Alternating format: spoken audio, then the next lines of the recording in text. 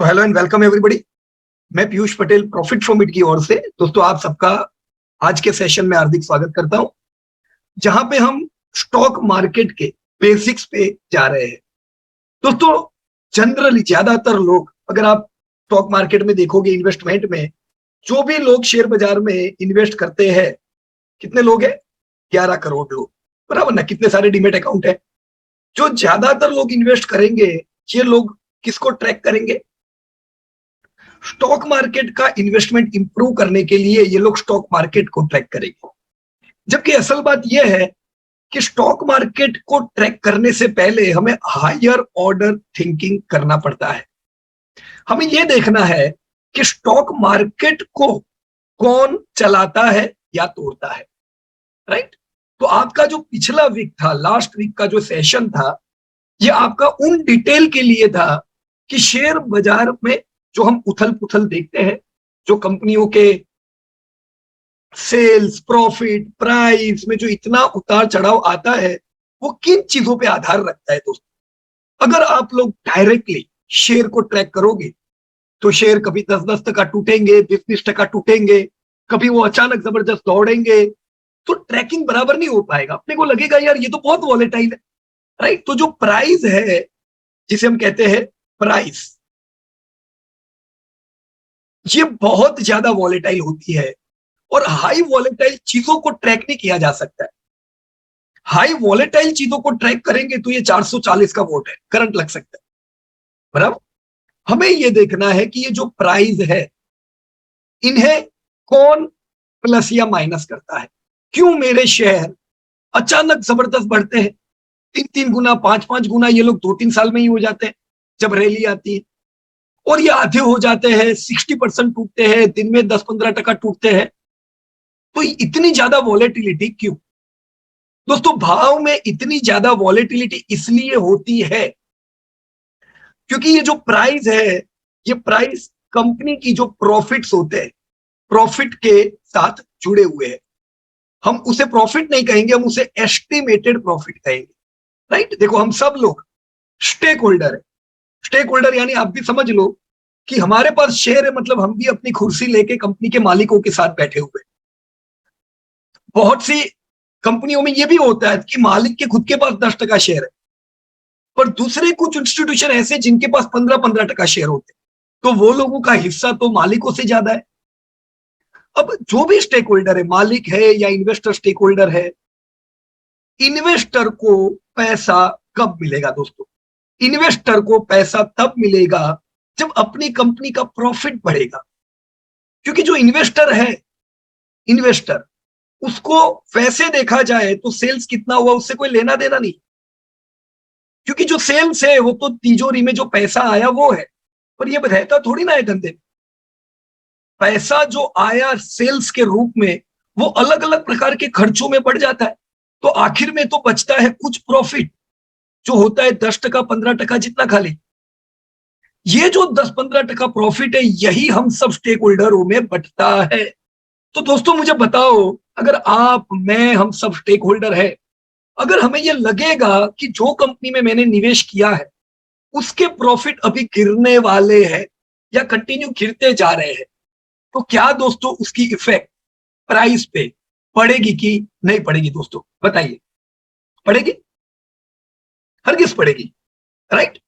तो इन्वेस्टर जो है, हम सब लोग, हमको आने वाले 10-15 साल हम अभी से निवेश करेंगे। मैं एश्योर करता हूं ये दोस्तों, अभी आपकी लर्निंग शुरू हुई है, पर आप ऐसा इन्वेस्टमेंट करने वाले हो कि आने वाले समय में बहुत ज्यादा कुछ देखना ना पड़े, पर आप जो पैसा लगाओ वो over the period of time बढ़ता जाए और आपको कंसिस्टेंट पैसा मिलता जाए। कंसिस्टेंट मैं कह रहा हूं, बराबर है? कोई सट्टेबाजी करने की कोई जरूरत ना पड़े, शांति से पैसिव इनकम मिले। पर हमें जो इनकम मिलेगी, इन्वेस्टर को जो पैसा मिलता है, वो दोस्तों प्रॉफिट के साथ जुड़ा हुआ है। प्रॉफिट बढ़ने और घटने के अनुमान से दोस्तों आपके भाव में बड़े फर्क पड़ जाते हैं। तो प्राइस की जो डोर है, वो दोस्तों किसके हाथ में है? यस, किसके हाथ में है? प्रॉफिट, बराबर की नहीं? तो मेरे को प्रॉफिट टैग करना है, प्रॉफिट को अपन लोग ट्रैक करेंगे। राइट। अब जो प्रॉफिट है, प्रॉफिट की भी दौर दोस्तों सेल्स के हाथ में होती है। अगर मेरे सेल्स बढ़ेंगे ही नहीं तो मेरे प्रॉफिट नहीं बढ़ेंगे दोस्तों। जो कंपनियों के सेल्स बढ़िया ग्रोथ करते हैं वो कंपनियों के प्रॉफिट बहुत अच्छे बढ़ते हैं। राइट। कभी कभार होता है कि प्रॉफिट सेल्स बढ़ने के बावजूद भी ना बढ़े, क्योंकि कभी कभार इन्फ्लेशन हाई होता है, जैसा अभी इन्फ्लेशन हाई है ना, अभी इन्फ्लेशन हाई। दोस्तों इन्फ्लेशन हाई का मतलब हुआ कि एक आम कंज्यूमर जो है उसको उतनी ही चीज इस्तेमाल करने में ज्यादा खर्चा हो जाता है। मैं सही कह रहा हूं कि गलत कह रहा हूं? राइट। जब इन्फ्लेशन बढ़ा मतलब चीजों के दाम बढ़ गए दोस्तों। चीजों के दाम बढ़ गए तो मैं तो उतना ही कंज्यूम कर रहा हूं, उतनी सब्जी खा रहा हूं, उतना ही गैस यूज कर रहा हूं, उतना ही पेट्रोल यूज कर रहा हूं, लेकिन मेरा खर्चा ज्यादा हो रहा है। तो ये तो इंडिविजुअल बेस पे बात हुई। जब हम बड़ी कंपनियों की बात करते हैं जिनके बहुत बड़े बड़े खर्चे होते हैं, उनके दोस्तों इन्फ्लेशन बढ़ने से प्रॉफिट काफी टूट जाते हैं। राइट। तो तैयार रहने का, कभी भी दोस्तों ये मत सोचो कि इन्फ्लेशन एक लाइन में चलने वाला है। राइट। इन्फ्लेशन कभी कभी बढ़ जाएगा जैसा अभी बढ़ा हुआ है, तो जब बढ़ेगा तब प्रॉफिट टूटेंगे। वैसे इन्फ्लेशन घट भी जाएगा बहुत बार। राइट। तो घटेगा तब भी ज्यादा खुश होने का जरूर नहीं है, क्योंकि अभी घटा हुआ है कल बढ़ भी सकता है। तो over the period of time हम इन्फ्लेशन को एक रेंज में देखेंगे। राइट। इन्फ्लेशन को हम ये नहीं कह सकते अभी इन्फ्लेशन 8% आ गया, कल 10% हो जाएगा, कल 15% हो जाएगा, ऐसा नहीं होता है। राइट। तो प्रॉफिट जो है ये इन्फ्लेशन की वजह से वॉलेटाइल रहते हैं। हमारा ध्यान रहता है सेल्स के ऊपर। दोस्तों अब आपको कैसे पता चले कि कौन सी कंपनी के सेल्स बढ़ने वाले हैं? दोस्तों कोई मुझे हिंट बता सकते हो? आप कैसे कह सकते हो? चैट बॉक्स ओपन है। किस बेस पे कह सकते हो इन कंपनियों के धंधे बढ़िया पड़े या इस देश में बिजनेसेस बहुत अच्छे पड़े? या कौन से पैरामीटर होते हैं? एनी पैरामीटर, एडवांस पैरामीटर बोलते हैं ना इसको, एडवांस इंडिकेटर। ये बढ़े तो मैं मानूंगा कि ये कंट्री का धंधा बढ़ने वाला है या बढ़ रहा है। राइट। ये घटे तो हम कहेंगे अरे कंट्री में प्रॉब्लम आ जाएगा। राइट। या देखो आप लोगों ने लिखा है GDP, Falguni madam, Somali madam, Sarika ji, okay, बिल्कुल सही बात है आप लोगों की। राइट। राजकुमार जी ने आईआईपी लिखा। राइट। अब आईआईपी जीडीपी का ही पार्ट है Rajkumar ji. Right. Main GDP देखा तो दोस्तों सब कुछ आ गया, बराबर। आईआईपी उसका एक पोर्शन हुआ कि मेरे को मैन्युफैक्चरिंग इंडेक्स देखना है, मेरे को ये इंडेक्स देखना है कि वो बढ़ रहा है कि नहीं, तो हम डिटेल में देख सकते हैं। पर मूल मोटे तौर पे पूरी कंट्री का जीडीपी से पता चलता है वो कंट्री ग्रोथ कर रही है कि नहीं कर रही है, बराबर। तो दोस्तों जीडीपी अगर ट्रैक करते हो, मैं ये सब अभी मिटा देता हूं, अगर आपका ध्यान ये जो बड़ा अक्षर लिखा है जीडीपी पे रहता है तो वो आपके शेयर बाजार के निवेश को आसान कर देगा दोस्तों। अगर जीडीपी ग्रोथ करता है बढ़िया एकदम, तो इसका इफेक्ट किधर पड़ेगा? क्या बढ़ेगा? जीडीपी ग्रोथ कर रहा है मतलब अलग अलग सेक्टर बढ़ रहे हैं। देखो जब तक सेक्टर बढ़ेंगे नहीं तब तक जीडीपी थोड़ी ना बढ़ेगा, बराबर नहीं। हम कह सकते हैं मैन्युफैक्चरिंग सेक्टर हमारा अच्छा कर रहा है, आईटी अच्छा कर रहा है, ये अच्छा कर रहा है, वो अच्छा कर रहा है, कुल मिला के जीडीपी बढ़िया बढ़ रहा है। तो जब आप जीडीपी डेटा देखते हो दोस्तों आपको अंदाजा आना चाहिए कि अगर जीडीपी बढ़ रहा है मतलब हमारे जो सेक्टर है ये बढ़ रहे हैं। उसी प्रकार से दोस्तों उसका ऑपोजिट सोचो, जो देश में जीडीपी घट रहा है या हम कहते हैं लो ग्रोथ है, उसका मतलब हम ये कहना चाहते हैं वो कंट्री के सेक्टर जो है वो लो ग्रोथ कर रहे हैं या तो फिर घट रहे हैं। क्लियर हो रहा है दोस्तों? थोड़ा थोड़ा, मैं उम्मीद भी नहीं करूंगा एकदम 100% सब हमारे दिमाग में आ जाए। ये सब चीजें धीमे धीमे अपने आप क्लियर होगी क्योंकि हम इस पे प्रैक्टिस करेंगे।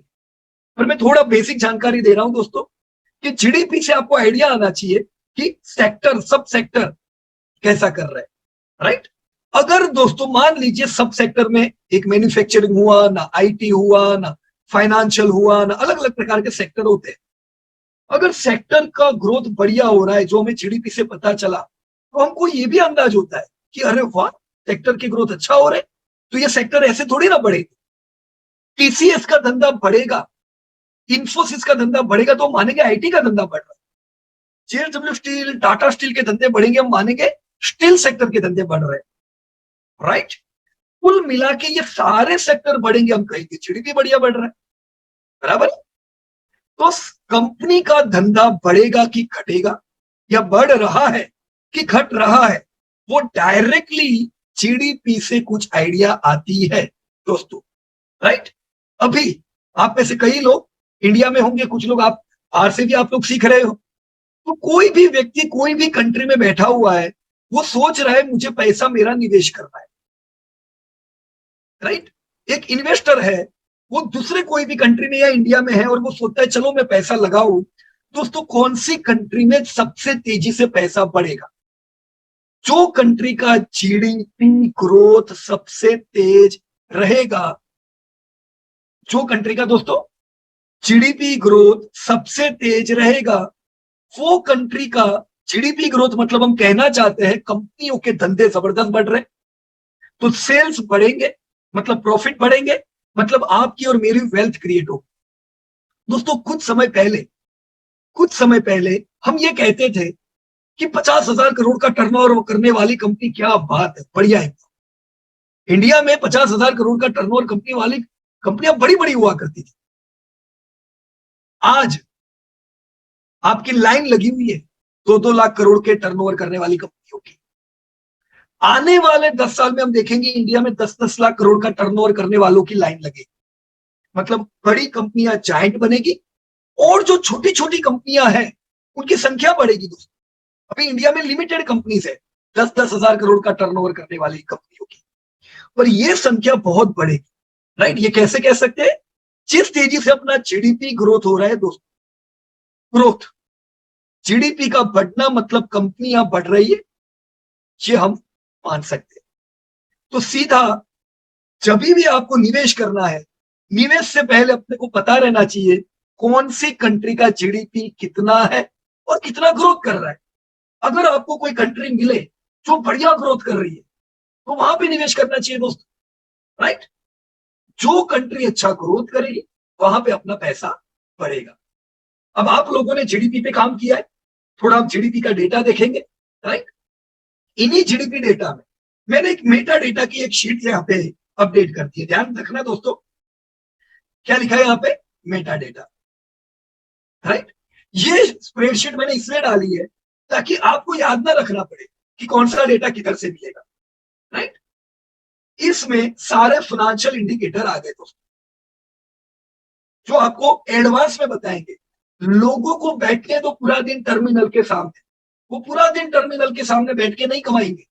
आप टर्मिनल के सामने बैठे बगैर अपने नौकरी धंधे पे कंसंट्रेट करके भी कमाओगे, क्योंकि आप वो देख रहे हो जो देखना चाहिए, राइट।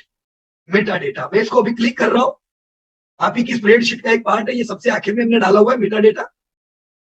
मैंने आपको एक्सप्लेन भी किया था, राइट, आपके सीरीज ऑफ वीडियोस के दरमियान। आपको जानना है दोस्तों जीडीपी बढ़ रहा है कि घट रहा है, तो ये कुछ डेटा दिए हैं, मैंने पीरियोडिसिटी दी हुई है, हर 3 महीने में ये डेटा आते हैं। कब आते हैं डेटा? जीडीपी के डेटा आपको कब मिलेंगे? 3-3 महीने में मिल जाएगी। 60 दिन का लैग होता है, मतलब आपको डेटा 60 डेज के बाद आएगा। मैं आपको एग्जांपल करके बताता हूं, ये लिंक में ओपन करता हूं, ये मैंने अभी लेटेस्ट लिंक डाली हुई है, राइट। देखो आप ही की स्प्रेडशीट में से मैंने लिंक खोली है, कोई और जगह नहीं जाना है, मैंने मिनिस्ट्री की ही वेबसाइट खोली हुई है और उसी पे से जो सबसे ऑथेंटिक डेटा होते हैं, ये 31 अगस्त को ये डेटा अपडेट हुए थे। I hope you all can see this data.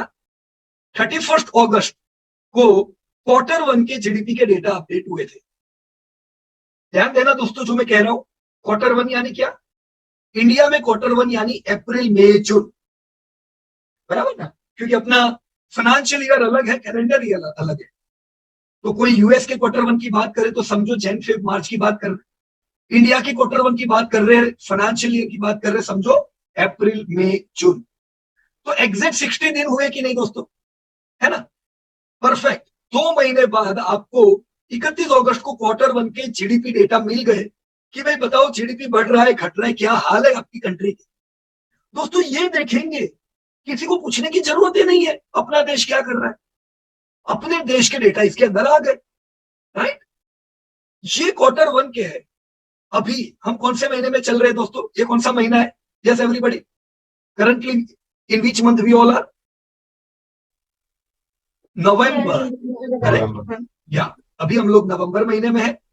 तो नवंबर महीना मतलब ये क्वार्टर वन तो पुराना डेटा हो गया है। अभी जून का डेटा हम क्या करें?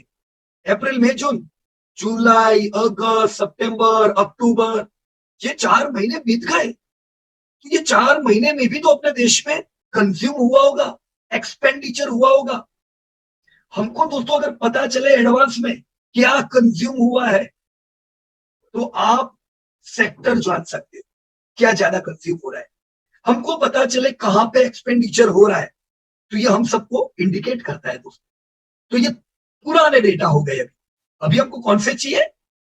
Quarter to.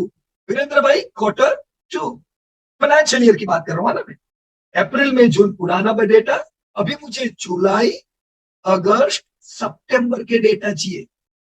दोस्तों ध्यान से सुनना, अगर अगर क्वार्टर टू में डी ग्रोथ आया, डी ग्रोथ मतलब जीडीपी का ग्रोथ डिक्रीज हो गया क्वार्टर टू में, तो ये हमें क्या इंडिकेट करेगा? सब कुछ ठीक चल रहा है कि बेकार चल रहा है? डिक्रीज हुआ तो बुरे हाल है। जीडीपी ग्रोथ डिक्रीज मतलब आप लोगों को एडवांस में तैयार रहना चाहिए कि कंपनियों के धंधे वीक आएंगे, धंधे गिरेंगे, प्रॉफिट गिरेंगे, और इसकी इफेक्ट आपकी अर्निंग पे पड़ेगी। देखो अभी आप में से ज्यादातर लोग कमा रहे हो, अभी तो आप लोग पोर्टफोलियो बनाओगे, अपनी एसेट क्रिएट करोगे, आने वाले 10-15 साल में आपकी जबरदस्त बड़ी एसेट हो जाएगी। अब आप एक समय पे रिटायर होंगे, वो टाइम पे रिटायरमेंट पे अपने को हर महीना हर साल पैसा चाहिए। अगर इकोनॉमी बुरी है तो हमारी इनकम को इफेक्ट पड़ेगी कि नहीं, राइट। तो हम ये चाहते हैं कुछ ऐसा एसेट्स क्रिएट करे कि हमें अच्छे पैसे मिले, कुछ काम करे कि नहीं करे। इनफैक्ट आप में से ज्यादातर लोग जो एकदम यंग है अभी इन्वेस्टमेंट में, आप तो कुछ ऐसा भी कर सकते हो कि 10-15 साल में एनुअल इनकम आपकी उतनी हो जाए जितनी अपने एग्जिस्टिंग प्रोफेशन से हो रही। इतनी एसेट अपने को बनानी है कि मैं काम करके जो पैसा कमा रहा हूं वो काम करे बगैर कमाऊं, राइट। ये सब चीज पॉसिबल होगी दोस्तों आने वाले समय में, और बहुत मुश्किल नहीं, बराबर। पर हमें अगर इंडिकेशन मिलता है कि जीडीपी डाउन आ रहा है, तो फिर समझ लो इकोनॉमी वीक। और दोस्तों यही हाल अभी यूएस यूरोप का है। वो सब कंट्री में क्या हो रहा है? इकोनॉमी वीक, जीडीपी एकदम 2-2% से बढ़ रहा है दोस्तों, नेगेटिव ग्रोथ है। अब अगर जीडीपी नेगेटिव ग्रोथ में बढ़ रहा है, मतलब कंपनियों का सेल्स ग्रोथ कैसा होगा? नेगेटिव। जो पॉपुलेशन होगी, जो लोग होंगे, उनकी इनकम बढ़ेगी? नहीं बढ़ेगी। हम मानते हैं कि डेवलप कंट्री के लोगों की इनकम बहुत अच्छी है, पर वो अच्छी इनकम के सामने अच्छे एक्सपेंस भी है। फिर भी चलो पैसा बचता है, पर अगर पैसे हमारे बढ़ेंगे ही नहीं तो खर्चे तो बढ़ने वाले हैं, राइट। आज आप डेवलप कंट्री में अभी का हाल देखो तो जीडीपी 0 से 2% से बढ़ रहा है, तो मतलब उनकी इनकम भी इसके आसपास बढ़ रही, पर खर्चे उनके 10-10% पहुंच गए इस साल। इन्फ्लेशन 10%, मतलब खर्चे 10%, तो किसी के पैसे बचेंगे नहीं, मतलब बुरे हाल है। इंडिया में कम से कम ऐसा नहीं, राइट। हम उम्मीद कर रहे हैं क्वार्टर वन में जीडीपी ग्रोथ हमारा अच्छा था, क्वार्टर टू का भी हमारा जीडीपी ग्रोथ बढ़िया रहेगा। पर चलो हकीकत तो आपको डेटा बताएगा। अब ये डेटा कब आएंगे? यस एनीबॉडी, कब आएंगे मुझे बताओ आप लोग। मैंने आपको कुछ हिंट दे दी है, 60 डेज का लैब। नवंबर। बहुत बढ़िया अमोल भाई, वंडरफुल। 30 नवंबर। तो आपको इंतजार रहना चाहिए, और अभी से पता रहना चाहिए 30 नवंबर को अगर अभी से कोई शेड्यूल है तो वो शेड्यूल को हटा देना, डायरी में लिख देने का मैं 30 नवंबर को बिजी हूं भाई, राइट। मैं आखिरी तारीख को बिजी हूं नवंबर महीने के, क्योंकि उस दिन मेरे को जीडीपी देखना है, ट्रैक करना है, राइट। जीडीपी मेरा बढ़ के आता है, वो मेरे को कॉन्फिडेंस देता है। और जीडीपी वीक मतलब इकोनॉमी वीक, आने वाले 3 महीने भी बेकार जाएंगे, पैसा बहुत ज्यादा बढ़ेगा। क्लियर है ये चीज? अब ये तो हमने जीडीपी की बात की, जो आपको 60 डेज बाद आते हैं। कितने दिन बाद? 60 दिन बाद। लेकिन दोस्तों 60 डेज की भी राह देखने की जरूरत है। आपको इससे भी एडवांस में कुछ इंडिकेटर आते हैं जो बता सकते हैं कि 3 महीने बाद ये जो जीडीपी का डेटा आने वाला है ना, ये अच्छा होगा कि बुरा होगा, राइट। और वो डेटा है यहीं पे आपके नीचे लिखा हुआ है, इंडस्ट्री इंडाइसिस, आईआईपी डेटा। मतलब mining, manufacturing, electricity, primary good, capital good, ये सब चिंता मत करो, एक एक चीज आपको पता चल जाएगी। थोड़ा टाइम, हम इतनी बार इन सब चीजों को लेने वाले हैं कि आपको ये पता चलेगा, पर फिर भी मैं आपको जस्ट ऊपर से इंफॉर्मेशन दे दूं कि आईआईपी डेटा हर महीना 12 तारीख को पब्लिश होते हैं। कौन सी तारीख को दोस्तों? 12th, 12 तारीख। तो हर महीने 12 तारीख को हमें पता चलता है कि क्या हुआ। पर वो लैग कितना होता है? कितने दिन पहले के डेटा मिलते हैं दोस्तों आपको? 42 डेज पहले के। अभी तैयार हो जाओ, आज कौन सी तारीख है? 9 या 9 तारीख। तो 3 दिन बाद आईआईपी पब्लिश होगा इंडिया का, राइट। तो वो कौन से महीने का होगा? ये आईआईपी डेटा हमें कब का मिलने वाला है? या 42 डे मतलब नवंबर है तो कौन सा? सितंबर का। क्या बात, वंडरफुल, सितंबर, राइट। देखो यहां पे मैंने ऑलरेडी आपको अगस्त महीने का डेटा दिया होगा, राइट। तो ये जो बड़े इन्वेस्टर होते हैं ना दोस्तों, इनको पहले से पता है, इनको कोई रिजल्ट देखने की जरूरत नहीं है कंपनियों की कि रिजल्ट कैसे आएंगे। इनको इन्हीं सब डेटा से पता चलता है सेल्स बढ़ के आएंगे कि घट के आएंगे, राइट। ये आईआईपी डेटा जो अगस्त महीने में पब्लिश हुए थे, ये मैंने ओपन किया अगेन, ये आपका मिनिस्ट्री का ही डेटा है। और ये डेटा अक्टूबर 12 को आए थे, पिछले महीने। जिन्होंने हमें इसको पढ़ना कैसे है वो भी मैं बता दूंगा, राइट। पर यहाँ पे आपके सामने है अगस्त टू अगस्त कितना ग्रोथ था, अगस्त टू अगस्त, और अप्रैल टू अगस्त कितना ग्रोथ है, वो सब यहाँ पे दिया हुआ है। इसको डिटेल में हम लोग पढ़ेंगे, बराबर, अभी नहीं। ये आईआईपी डेटा अगर अच्छे आते हैं तो आपको पता है ये अच्छा है, मतलब पेज अच्छा है तो जीडीपी तो अच्छा ही होगा ना, राइट। तो ओवरऑल ये जो सब काम किया ना आपने जीडीपी पे, ये बहुत अच्छा काम किया है। ये हमने बेस बनाया है दोस्तों। यहाँ पे मैंने देखा विनीत भाई, मंसूर जी, अविनाश, सुधीर पटेल, राकेश नायर, जयप्रकाश जी, वंडरफुल एवरीबॉडी। देखो ये प्रयास है आपका, लोगों को ये बोरिंग लगेगा, है ना। देखो मैं भी अभी, मैं तो साइंस का स्टूडेंट हूँ, तो ये सब, तो ये फिगर मेरे को भी अच्छी नहीं लगती थी, क्या ये सब में पढ़ने का। पर मैंने देखा कि ज्यादातर लोगों को ये पता नहीं है, और जब से ये मेरे को पता चला, मुझे इंडिया पे कॉन्फिडेंस बढ़ गया। तो मैं ये डेटा कब से बना रहा हूं? जब से इंडिया टॉप 10 में नहीं थी। ये डेटा के आधार पे हम अलग अलग जगह पे जब मीटिंग में जाते थे तो हम लोगों को कहते थे, wait friend, India is going to come in top 10 economy. क्यों? ये ग्रोथ देख के दोस्तों, ग्रोथ, राइट। और देखो फिर धीमे धीमे जैसे जैसे इंडिया टॉप 10 में आया, 9, 7, 6, 5, अभी तो हम 5वें नंबर पे आ गए। अभी भी हमें पता है कि आने वाले कुछ सालों में हम तीसरे नंबर पे आ जाएंगे, राइट। तो ये क्यों हो रहा है? Due to growth. ये डेटा जब आप लोगों ने डाला तो first of all let me talk with Vineet. हाँ विनीत भाई, you can unmute yourself sir. Yes sir. Yeah Vineet भाई, जब आपने ये डेटा डाला सर, तो ये डेटा डाल के कुछ आपको एडिशनल डिस्कवरी हुई? क्योंकि मैंने तो एक खाली फॉर्मेट दिया हुआ था, पर आपको अपने हिसाब से कुछ एडिशनल इंफॉर्मेशन मिली, कुछ वाउ फैक्टर मिले कि अरे ये नहीं पता था, चलो ये मुझे काम लगेगा, ऐसा कुछ भी सर जीडीपी डेटा से? सर आज से पहले कभी जीडीपी डाटा ऐसे देखा ही नहीं। ओके। ना जीडीपी, और जिस हिसाब से कंपनी जैसे इंडिया 15 पे थी 95 में, राइट, और आज 6 पे आ गई, 5th पे आ गई। तो वो जो ट्रेंड अपने को मालूम पड़ा, वो पहले कभी सोचा नहीं था कि ये ट्रेंड कैसे देखा जाए। Right, okay. तो अगर आपकी कंट्री का सर नंबर, रैंकिंग बढ़ती जा रही है, अगर अपनी रैंकिंग बढ़ रही है, तो ये हमें इंडिकेट करती है ना, कि हम जो कंट्री में है सही कंट्री है। भले हमारा जो जीडीपी है, टोटल जीडीपी 3 ट्रिलियन हम मानते हैं, राइट, 250 लाख करोड़ जैसा, डिवाइड बाय पॉपुलेशन जो बहुत बड़ा है हमारा 135 करोड़। तो असल में हमारे हाथ में कुछ लगता नहीं है, जिसे हम कहते हैं जीडीपी पर कैपिटा। आपने सुना होगा बहुत बार, इंडिया का जीडीपी कैपिटा बहुत कम है, खाली $2000, राइट ना। जितना यूएस में लोग इंश्योरेंस का प्रीमियम भरते हैं, उतनी अपनी एनुअल इनकम है। ये सही बात है कि हमारी इनकम काफी कम है, हम पोटेंशियल कंट्री है दोस्तों, ये हम हमारे में पोटेंशियल है, पॉपुलेशन बड़ी मतलब पोटेंशियल बड़ा। पर अगर ये पॉपुलेशन अनएजुकेटेड हो, अच्छी हेल्थ ना हो, सब रिटायर्ड लोग हो, तो क्या ये पॉपुलेशन प्रोडक्टिविटी दे पाएगी? नहीं दे पाएगी। पॉपुलेशन एक पॉजिटिव पॉइंट है, पर पॉपुलेशन कैसी हो तो पॉजिटिव हो? लिटरेसी रेट हमारा अच्छा हो, राइट, स्किल डेवलपमेंट हो। स्किल डेवलपमेंट इसलिए क्योंकि अब आने वाले समय में स्किल्स की जरूरत पड़ेगी, जिसकी स्किल्स ज्यादा वो ज्यादा पैसा कमाएगा, कोई डाउट ही नहीं है उसमें। तो स्किल बिल्डिंग, गुड हेल्थ वगैरह वगैरह काफी चीजों का ध्यान रखना होता है।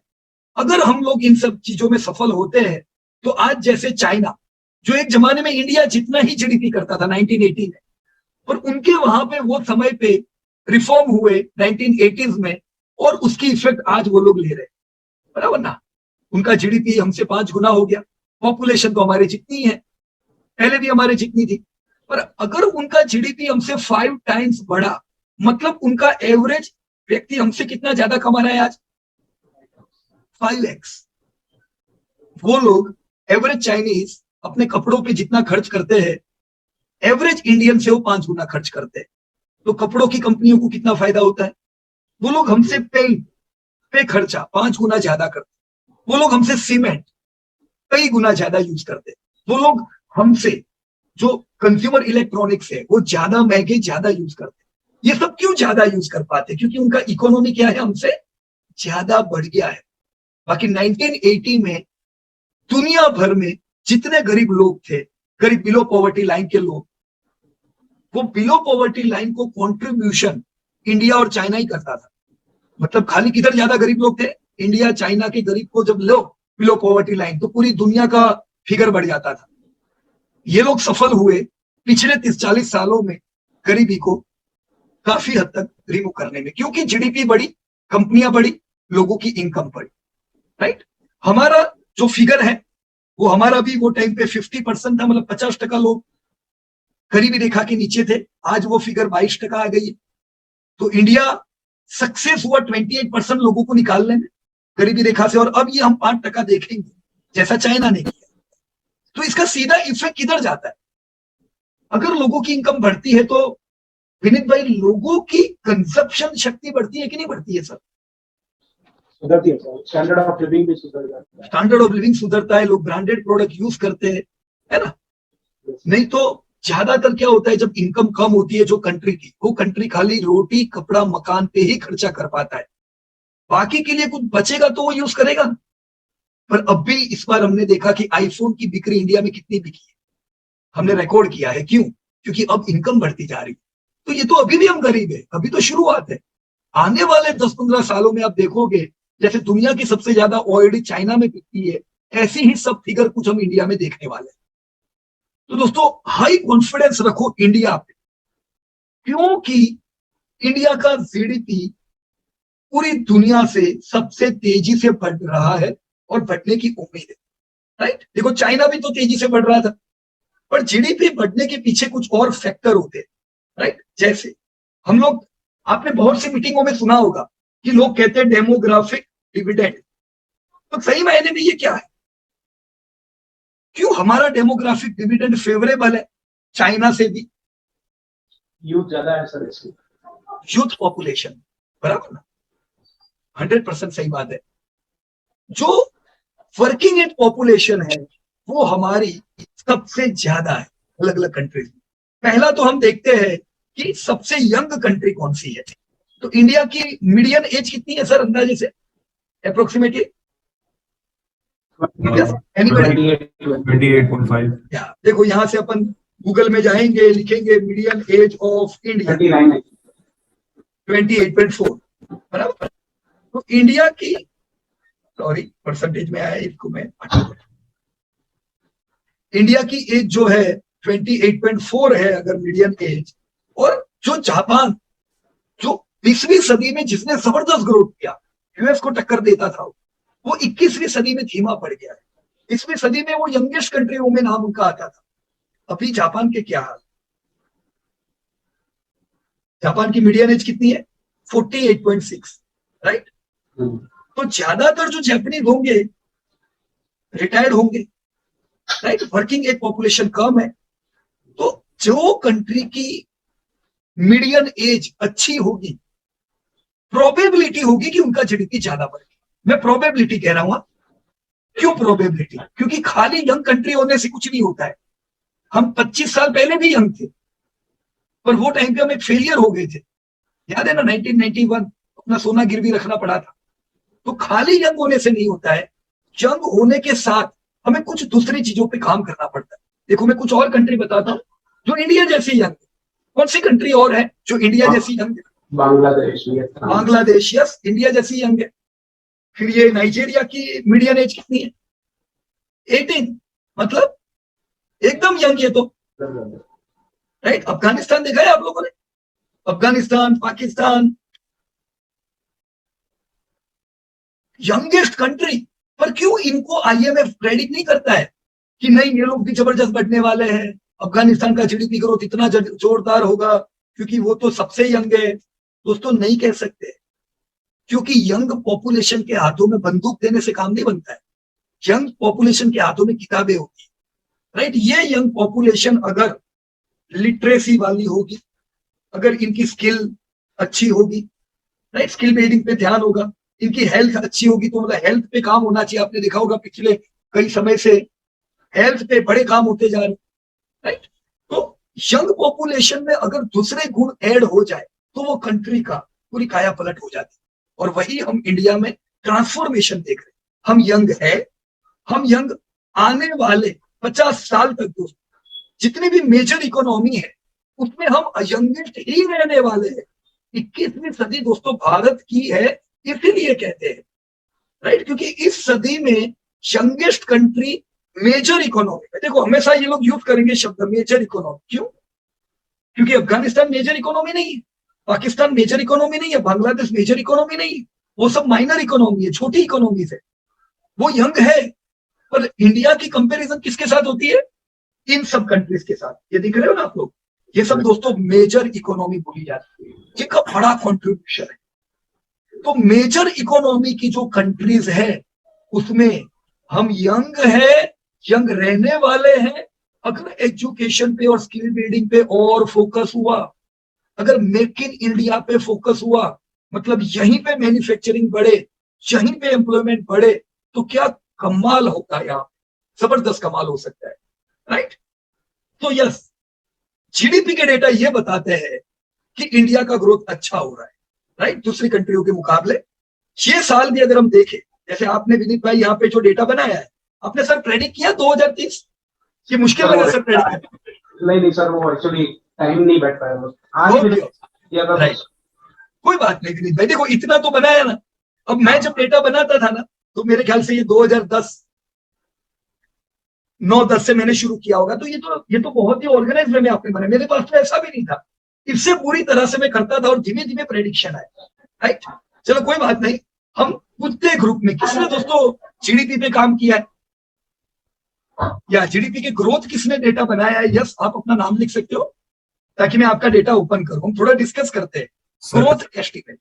या पीयूष सर, मेरी फाइल ओपन करना है। या Rajkumar ji, yes, just a minute.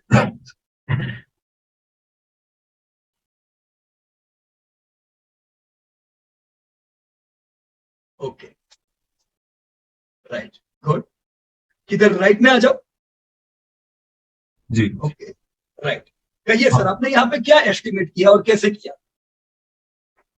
हाँ, मेरे को जो मैंने पहले तो इसका डेटा जैसे आपने बताया था डाउनलोड करके इसको वर्ल्ड के डाटा को ऊपर ले गया, फिर बाकी सब डेटा को नीचे रहने दिया, फिर रैंकिंग देके उसका एस्टिमेट करा। अब इसमें जो मेरे को प्रॉब्लम आई है वो मैं बता देता हूँ आपको कि जो आपने ये एस्टिमेशन ऑफ 2023 का डेटा बोला था, एक minute sir, estimation of 2023 sir, इसमें मेरे को ये जानना है कि आपने वो फाइल कहाँ से डाउनलोड की थी, क्योंकि जब मैं डाउनलोड कर रहा हूँ तो यानी हो नहीं पा रहा था, तो मैंने क्या करा कि आपकी करंट फिगर जो आपने फाइल में दी हुई थी, अच्छा, एज इट इज लेके ओके कर ओके, दिया फॉर 2023। दूसरा मेरे को ये जानना है कि जो मैंने एस्टिमेशन जो 2030 का करने गया, हाँ, राइट, तो इसमें जो मैंने एवरेज ली वो मैंने आप एक बार सिलेक्ट करेंगे रो नंबर 3 का एस्टिमेशन 2030 का कॉलम कॉलम 2030, हाँ, राइट, इसमें मैंने नहीं एस्टिमेशन 2030। ओके, तो इसमें जो मैंने कॉलम लिया वो ओके, 2025 का लिया। तो मेरे को राइट, अभी जानना है ये हम किस बेस पे ले रहे हैं एवरेज बराबर, 2025 का, और जो हमने राइट, 2023 में लिया एवरेज वो हमने 2021 क्यों लिया। ओके, तो एक्चुअली ओके, 3 क्वेश्चन है। पहले तो वो राइट, फाइल आप एक बार दोबारा बता दीजिए कैसे डाउनलोड बराबर, होगी। बता देता हूँ, दूसरा, राइट, इन दोनों के एवरेज का डिफरेंस, राइट, इसमें थोड़ा चैलेंज आया था लास्ट वाले अच्छा, में एस्टिमेशन 2030 में कि बराबर 5 है, में क्यों गया। ये पर आना ही चाहिए चैलेंज। देखो, आपने अभी इसको करना शुरू किया, अभी धीमे धीमे आप इसको सुधारोगे, और ये जो डेटा है ना, इसको परमानेंट आपके पास रखने का सर, क्योंकि आपने 2021 से ये प्रेडिक्ट करना चालू किया, 2021 से, क्योंकि 22 के डेटा तो अभी अपने पास है नहीं, 22 के डेटा तो कब आएंगे, 5-6 महीने बाद, right, December and after December. हाँ, दिसंबर एंड के बाद, मतलब ये 4 एक महीना लगता है इसको अपडेट होने में, क्योंकि पूरी ओके दुनिया से डेटा हमें गैदर करने हैं, राइट। ओके। तो मैं मानता हूं अभी अपने पास 2021 तक के डेटा है, 2022 अभी रनिंग है फाइनेंशियल ईयर। आपको जब प्रेडिक्ट करना है पूरा साल, आप पास्ट परफॉर्मेंस के बेस पे कर सकते हो, लेकिन जरूरी नहीं है। पास्ट परफॉर्मेंस आपको गाइडेंस दे सकता है, पर जरूरी नहीं है कि ऐसा चले, राइट सर। जैसा हमने देखा कि चाइना का ग्रोथ तो जबरदस्त हुआ है पिछले 20 सालों में, पर आने वाले 20 साल तो इंडिया को लोग एस्टिमेट कर रहे हैं चाइना से ज्यादा, है ना। तो ऐसा क्यों, हम कैसे प्रॉपर प्रेडिक्शन करें, इसके लिए क्या करने का, सबसे पहले पास्ट डेटा के आधार पे एक बार आपका एस्टिमेशन बना लो। जो पुराना डेटा है क्या कहता है, कौन सी कंट्री अच्छा ग्रोथ कर रही है, बुरा ग्रोथ कर रही है, उसी के हिसाब से एक बार फ्यूचर प्रेडिक्शन के डेटा करो, राइट। फिर क्या करेंगे पता है इसको, कुछ इंस्टीट्यूशंस है जो वर्ल्ड की इकोनॉमी को कंप्लीट ट्रैक करती है, जैसे IMF है, वर्ल्ड बैंक है, ये लोग भी अपने को डेटा देते हैं, राइट। क्योंकि अभी हमने दूसरी चीजों की बात की, जैसे बिलो पॉवर्टी लाइन कौन सी कंट्री में कितने लोग हैं, लिटरेसी रेट क्या है, मॉनसून कैसा आया कौन सी कंट्री में। तो अलग अलग डेटा के आधार पे वर्ल्ड बैंक और IMF प्रेडिक्ट करती है आने वाले समय का ग्रोथ, राइट। राजकुमार जी, किसके आधार पे, IMF और वर्ल्ड बैंक के क्या, डेटा। हाँ, देखो अपनी जैसी RBI है इंडिया में, तो RBI ने अभी मॉनेटरी पॉलिसी की जो मीटिंग थी, MPC मीटिंग जो हुई, तब भी उन्होंने कुछ अलग अलग डेटा देखे। जैसे उन्होंने ये देखा कि भारत भर के जो डैम है वहां पे पानी कितना है, राइट। अगर डैम में पानी फुल, मतलब बरसात बहुत अच्छी आई और पानी है, आखिर में हम कुछ भी बोले पर पानी तो चाहिए एग्रीकल्चर में या जीने के लिए, तो डैम देखे। वो डेटा लेते हैं कि हमारे एयरपोर्ट पे पैसेंजर कैसे आ रहे हैं, अगर पैसेंजर ज्यादा आ रहे इट्स गुड। वो लोग रेलवे पैसेंजर देखते हैं, वो लोग मोबिलिटी के डेटा लेते हैं कि भाई रोड के टोल नाके पे कितने लोग आ रहे हैं। बीच में कोविड में क्या हो गया था, आप सबको ध्यान होगा, हमारी मोबिलिटी बिल्कुल डाउन हो गई थी, मतलब हम लोग घूमना जाना बंद कर दिया था, तो ये एक नेगेटिव इफेक्ट थी।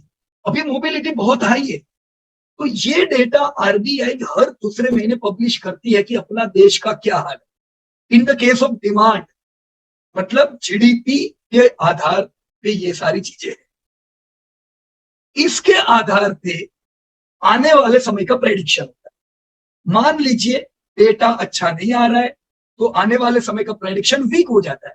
जैसे मैं यहाँ पे IMF का वेबसाइट ओपन करता हूं, just let me open this IMF। देखिए, इंटरनेशनल मॉनेटरी फंड, बराबर, ये कंट्री सारी कंट्री से डेटा लेती है, राइट, और अपने को इनसे डेटा अच्छे मिल जाएंगे। देखो ये है world economic outlook, let me open this. मैंने इसको क्लिक किया तो ये 2022 के डेटा यहाँ पे मेरे सामने आ जाएंगे, अलग अलग चीजों की। मेरे को अभी GDP ग्रोथ जानना, तो देखो इन्होंने 2022 यानी ये जो साल चल रहा है, अलग अलग कंट्री का GDP ग्रोथ दे दिया, दिया है सर। देखिए, जैसे वर्ल्ड, सर, पीयूष सर, हाँ ये जी, आप ये पेज पे कैसे है एक बार दोबारा बताएंगे, वो थोड़ा लैग कर रहा था। हाँ हाँ कोई बात नहीं, पर वापस बता देता हूँ, हम्म, जस्ट अ मिनट। मैं IMF की वेबसाइट पे गया, राइट, वेबसाइट पे जाके डाउन स्क्रॉल किया तो नीचे डेटा दिए हुई है, देखो ये आई गया ऑटोमेटिकली सामने मेरे, IMF डेटा मैपर। मुझे वर्ल्ड इकोनॉमिक आउटलुक देखना है कि भी अभी दुनिया के हाल कैसे है, पैसा अपना बढ़ेगा कि नहीं बढ़ेगा, राइट। तो पैसा बढ़ेगा कि नहीं वो दो चीजों पे डिपेंड है, GDP पे और इन्फ्लेशन पे। तो पहला अपन GDP देखते हैं। तो इन्होंने ये एस्टिमेट किया हुआ है, ध्यान से देखना सब लोग, वर्ल्ड का ग्रोथ इस साल कितना होने वाला है? 3.2। 3.2। अब मैं आपके डेटा में आ जाता हूं सर, 2021, राइट, आपका वर्ल्ड किधर गया, लास्ट डेटा ये रहा, ओके। 2021 वर्ल्ड इकोनॉमी आपकी 96 ट्रिलियन, और पिछले साल हम पिछले कुछ समय का ग्रोथ देखे तो एवरेज 5% का ग्रोथ पिछले 5 साल का है वर्ल्ड का, दिख रहा है सर, 5 ईयर ग्रोथ 5%, 10 साल का growth 3%।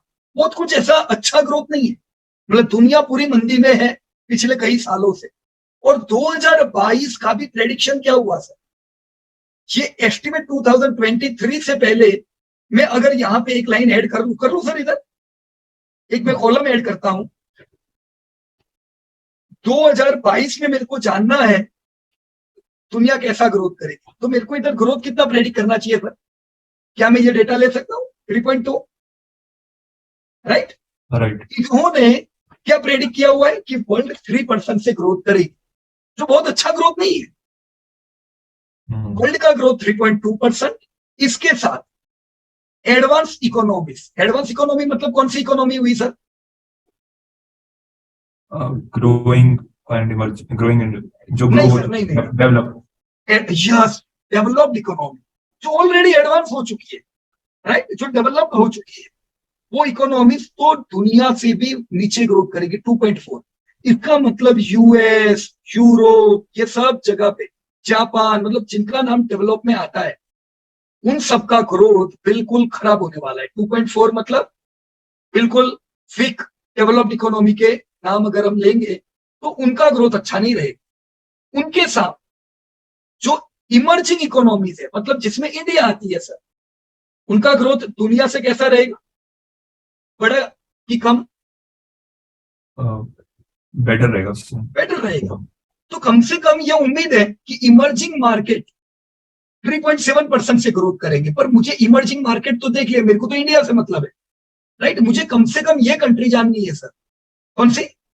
China, US, Japan, Germany, India, UK, ये सब का ग्रोथ कैसा रहेगा, और हमसे आगे है उनका तो खास, उन लोगों का ग्रोथ तो अपने हमें देखना है। तो मैं इधर से देख सकता हूं, मैं यहां गया, जहां पे मैं ABCDEFGHI, ये इंडिया पे आ गया। कितना ग्रोथ है सर इंडिया का एस्टिमेट? ये रहा 6.8। 6.8% का GDP ग्रोथ इंडिया का रहेगा, ऐसा IMF का कहना है, बराबर। RBI का कहना है 8%। अब दोनों की ना सुनो, 7 और 8 के बीच में कुछ ग्रोथ रहे ऐसा उम्मीद करेंगे हम, राइट। मैं 6.8 अभी यहाँ पे इंडिया का ग्रोथ लिख देता हूं, तो आपको सर इस साल GDP इंडिया का कितना बढ़ेगा पता चल गया, कितना बढ़ेगा? 6.8, राइट। वैसे ही 6.8 के हिसाब से या 2022 में अपना GDP कितना होगा सर, आप अभी से प्रेडिक्ट कर सकते हैं। आपने अगर हमारे पिछले साल के वीडियो देखे होंगे, जब पूरी दुनिया नेगेटिव थी क्या होगा, हमने तब से प्रेडिक्ट किया हुआ था कि इंडिया इस बार 3.2 ट्रिलियन पार हो जाएगी, पहली बार अपन 3 ट्रिलियन में कदम रख देंगे। और देखो ये आ गया, क्यों? क्योंकि प्रेडिक्शन के डेटा अपने पास थे, राइट। ये जो अपडेट है IMF के हर 3 महीने में आएंगे, तो मतलब अगर कुछ प्लस माइनस होता है, कुछ अचानक खराबी आ जाती है, जैसे जंग अचानक आ गई यूक्रेन रशिया की, जिसने ये GDP को डाउन कर दिया, नहीं तो हमारा 9% का एस्टिमेट था, तो अचानक भी कोई चीज आएगी वो भी अपडेट हो जाएगी। तो ऐसा नहीं हमें लेट चीजें पता चलेगी, हमें बराबर समय पे ही चीजें पता चलेगी, राइट सर। ओके। तो यहां से आप लोग जान सकते हो कि कौन सी कंट्री कितना ग्रोथ करेगी, और इसी प्रकार से आप और डेप्थ में जाओगे, आपको 2025-30 तक के पूरे डेटा मिलेंगे सर, राइट। वर्ल्ड बैंक की भी इसी प्रकार की साइट है जो फ्यूचर प्रेडिक्ट करती है, राइट। हम धीमे धीमे आने वाले समय में ये एक्सपेरिमेंट करेंगे ताकि आपका पूरे के पूरा ट्रैकिंग रहे कि कौन सी कंट्री बढ़े। देखो ये तो हम इंडिया में है तो इंडिया की अच्छी बात करते हैं, पर हम दूसरे कंट्री में होते तो भी हमारे पास चॉइस नहीं थी, क्योंकि इंडिया ही वो ब्राइट स्पॉट है जो इतने पूरे समय में ग्रोथ कर रही है, राइट। तो ऐसा नहीं हम इंडिया के हिस्से इंडिया की बात कर रहे हैं, पर इंडिया के अलावा मुझे कोई मेजर इकोनॉमी तो बताओ जो ग्रो कर रही है। अगर मैं ऐसी कंट्री में पैसा डालूंगा, जैसे यहाँ पे मैं यूनाइटेड स्टेट्स का डेटा लेता हूं, यूनाइटेड स्टेट्स 1.6, राइट। अगर मैं यूएस में पैसा डालता हूं तो मेरी कंपनियों का धंधा अंदाजे से कितने परसेंटेज से बढ़ेगा? 1.6। इससे इंडियन कंपनियों का धंधा 4 टाइम ज्यादा बढ़ेगा। तो मेरे जो पैसे हैं वो किधर ज्यादा बढ़ेंगे, यूएस में कि इंडिया में से? इंडिया। तो यही इन्वेस्टर देखते हैं। अभी वर्ल्ड में लोगों के पास बहुत ज्यादा अपॉर्चुनिटीज नहीं, राइट। और ये एस्टिमेट 2022 का ही नहीं, 2023 का जो साल है वो भी पूरा नेगेटिव है दुनिया भर के लिए। 2 साल अच्छे नहीं, पर इंडिया के दोनों साल एक्सट्रीमली पॉजिटिव है। 2030 तक का अनुमान इंडिया का कहता है कि हम इसी प्रकार से, देखो सब लोग थोड़ा ध्यान देना दोस्तों, यहाँ पे एवरीबॉडी प्लीज फोकस। हमसे आगे जो कंट्री है वो है जर्मनी, राइट। हमने लास्ट ईयर ही बोल दिया था कि इंडिया यूके को पार करे, राइट। कैसे? क्योंकि इंडिया और यूके में बहुत ज्यादा डिफरेंस तो था नहीं। कितना डिफरेंस है? एकदम माइनर। अब हमारा ग्रोथ इतना बढ़िया, यूके का ग्रोथ बिल्कुल नेगेटिव, और हम इनसे तो आगे निकल नहीं वाले। जर्मनी का इकोनॉमी और जापान की इकोनॉमी को पार करने में हमें दूसरे 5 साल लगे, क्योंकि जापान का इकोनॉमी नेगेटिव ग्रोथ कर रहा है, राइट। और उसके सामने इंडिया ही है जिसके ग्रोथ एस्टिमेट पावरफुल है। इसी बेस पे दोस्तों, जब जापान के पीएम इंडिया आए थे, जिनकी अभी डेथ हो गई, राइट, उन्होंने यही कहा था कि भी इंडिया जापान को पार करके वर्ल्ड की 3रे नंबर की इकोनॉमी बनेगा। हमने नहीं कहा था, उन्होंने कहा था, राइट। तो ये सब डेटा किसके आधार पे कहते हैं? यही सब डेटा है। वो डेटा आप देखो, आपको एनलाइटन होगा, वो देखेंगे उनको एनलाइटन होगा, ऑलराइट। तो जस्ट ट्राई टू एस्टिमेट। अगर दोस्तों आप सब लोग एस्टिमेट करोगे तो या तो गलत पढ़ोगे या सही पढ़ोगे। वो गलत पढ़ेंगे तो कोई दिक्कत की बात नहीं, इंप्रूव करते जाएंगे, राइट। कोई इसमें कोई चिंता की बात नहीं है। वैसे भी जो लोग रोज टीवी देख के माल लेते हैं, मैंने तो किसी को कमाते देखा ही नहीं है, राइट। तो वैसे भी दूसरों की बातें सुन के कमाते नहीं है, इससे तो खुद की बात सुन के हम नहीं कमाएंगे तो भी क्या फर्क पड़ता है, खुद का सुना है। पर मैं आपको इतना विश्वास कर दूं, दूसरे से ज्यादा अगर खुद का सुनोगे तो जो कमा रहे उससे तो ज्यादा कमाने वाले। पर फर्ज कीजिए कि गलत धीमे धीमे आपके एस्टिमेट सही होने लगे, और ये चीजों में ज्यादा टाइम नहीं जाता है। ये साल में एक बार करना है। जीडीपी की तो थोड़ी ना हर साल आते हैं, मतलब हर महीना आते हैं, ये तो डेटा एक बार आता है। तो कुछ समय इन्वेस्ट करके अगर मैं इन्वेस्टमेंट पे कॉन्फिडेंस पाता हूं और खुद के बेस पे, और जब आप सही होते हो ना तो आपका कॉन्फिडेंस लेवल हाई होता है, आप किसी पे डिपेंड नहीं होते हो दोस्तों, बराबर है। तो आई होप ये जो एक्सरसाइज थी, भले एकदम बेसिक लेवल शुरुआत के तौर पे हो सकता है आपने ना किया हो पहले, पर हमने प्रयास किया इसको करने का, और अब धीमे धीमे इस पे हम माहिर हो जाएंगे सब, बराबर है। I hope it would be helpful. तो विनीत भाई के साथ हम अविनाश जी का भी डेटा देख ले। मेरे को लगता है अविनाश जी ने भी कुछ खास डेटा बनाया हुआ है, क्या अविनाश जी? या आप अनम्यूट कर सकते हो? Yes sir. And let me open your data. Okay, right. Sir जब आप डेटा बना रहे थे तो आपको इसमें से, देखो सबकी अलग अलग नजर होती है, आपको इसमें से क्या कुछ ऐसा लगा कि जो काम लग सकता है, या कुछ अमेजिंग इंफॉर्मेशन मिली है डेटा से? सर फर्स्ट थिंग तो इंडिया का जो डेटा था ना, वो देख के मैं तो एकदम अचंभित हो गया था कि इतना कैसे ग्रो हो गया था इंडिया, क्योंकि जो आजू बाजू का एरिया है वो तो ज्यादा ग्रो करते हुए नहीं देखे कभी, लेकिन इंडिया ग्रो हो रही थी वो हमें कभी पता नहीं था। तो कहाँ इन्वेस्ट करना है, कहाँ पे पैसे डालना, वो हम लोग बायस्ड मोड में थे कि अरे इंडिया में क्यों डालने का पैसा, कहीं दूसरा देते हैं। लेकिन अभी ये देख के कॉन्फिडेंट आ गया, यस कहीं नहीं, सिर्फ इंडिया में डालो पैसा। राइट, सही बात है सर, क्योंकि आने वाले टाइम में हम दुनिया की 3रे नंबर की, 2रे नंबर की इकोनॉमी बनेंगे, और हमने ये Right. 15 अगस्त को प्रण लिया है कि हम्म, अब जो हमने अमृत महोत्सव मनाया 75 साल, अब सीधी Correct. हमारी मुलाकात होगी सेंचुरी पे। 2047 में हमारी 100वीं बर्थडे आएगी, वो हम पहले दूसरे नंबर के अलावा और कोई नंबर पे नहीं मनाने वाले, डेवलप Yeah. कंट्री बन के मनाएंगे और जबरदस्त बड़ी इकोनॉमी होगी। तो एक लंबा समय है हम सबके पास और एक ग्रोथ वाला समय है। पिछले 20-25 साल में जो लोगों ने नहीं कमाया है वो अब आने वाले 15-20 साल में अपॉर्चुनिटी, बराबर ना अविनाश जी? Yes. यहाँ पे कुछ और कंट्रीज है जैसे इंडोनेशिया, देखा ना आपने, इनका भी जबरदस्त ग्रोथ है सर, Yes. Yes. है ना? ये भी एक, इनकी भी मीडियन एज एकदम यंग है, मतलब ये भी यंग कंट्री है, ये भी अच्छा फोकस कर रहे हैं डेवलपमेंट पे, तो इंडोनेशिया का भी ग्रोथ हो रहा है। Yes. 2030 के इसमें तो ये टॉप 10 में है। या तो देखो इनके लिए भी कितनी खुशी की बात है, जैसा हम लोग कहते थे कि हम टॉप 10 पे आ जाएंगे और आ गए तो कितनी खुशी हुई, वैसे इंडोनेशिया में भी तो ये बातें हो रही होगी कि दोस्तों आने वाले टाइम में आप टॉप 10 इकोनॉमी में एंटर होने वाले हो, राइट? तो इंडोनेशिया, बांग्लादेश भी टॉप 10 में आ जाएगी आने वाले समय में, राइट? तो उनको भी खुशी है। ओवरऑल जो कंट्री ग्रो करेगी अच्छी बात है वहां पे, राइट? और पैसे बनेंगे। और ऐसे समय पे क्या होता है, जैसे हमारे इंडियन बिजनेस हाउस है, आपकी इंडिया की जो भी कंपनियां हुई, आप देखोगे कि आपकी कंपनियां इंडिया में तो धंधा कर रही है, साथ में ये डेटा अगर आपको पता है तो उनको भी पता है, वो लोग भी जो दूसरे डेवलप हो रही कंपनी होती है ना कंट्री, वहां पे वो लोग एक्सपांड कर रहे हैं। आपने देखा होगा जुबिलेंट अपने अलग अलग रेस्टोरेंट दूसरी कंट्री में डाल रहा है, Bajaj auto two wheeler Indonesia में बेच रहा है, इनफैक्ट ये बात इंडोनेशिया में सबसे ज्यादा रिक्शा तो उनकी बिकती है, बजाज राइट? की है। हाँ। हाँ, अपना गोदरेज कंज्यूमर प्रोडक्ट इंडोनेशिया में नंबर 1 है, वो मॉस्किटो की जो उनकी जो आती है ना मैट्स, उसमें। हाँ। तो इंडियन कंपनीज को भी पता है आने वाले समय में कौन सी इकोनॉमी ग्रोथ करेगी और अपनी कंपनी इंडिया में भी बढ़ेगी और दूसरी जो ग्रोथ कंट्रीज है वहां पे भी डेवलप करके फायदा उठाएगी, राइट सर? यस। हमने अभी देखा होगा जैसे यूएस की बहुत सारी कंपनियों ने इंडिया में बिजनेसेस लॉन्च किए, है ना?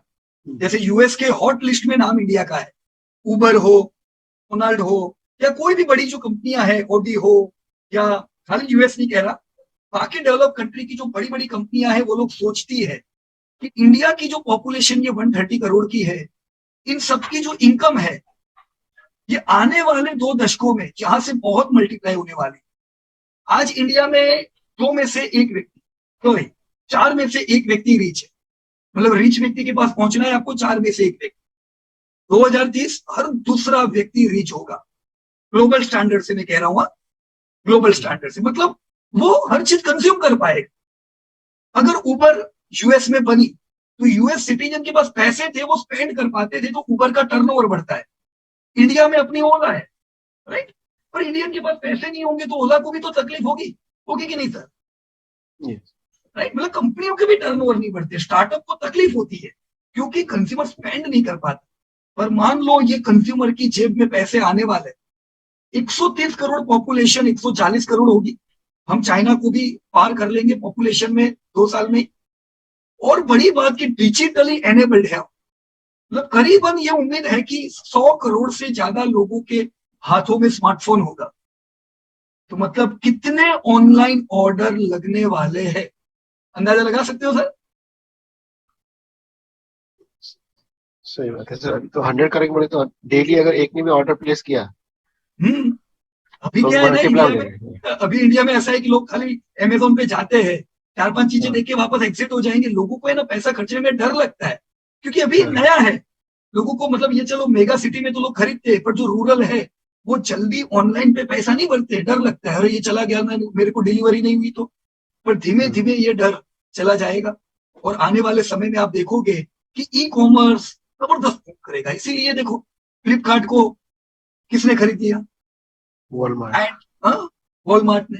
अमेजोन भी इधर जबरदस्त लॉन्चिंग में है। तो सब लोगों को इंडिया का मार्केट चाहिए क्योंकि सबको पता है 2030 इंडिया ही इंडिया है, राइट सर? यस।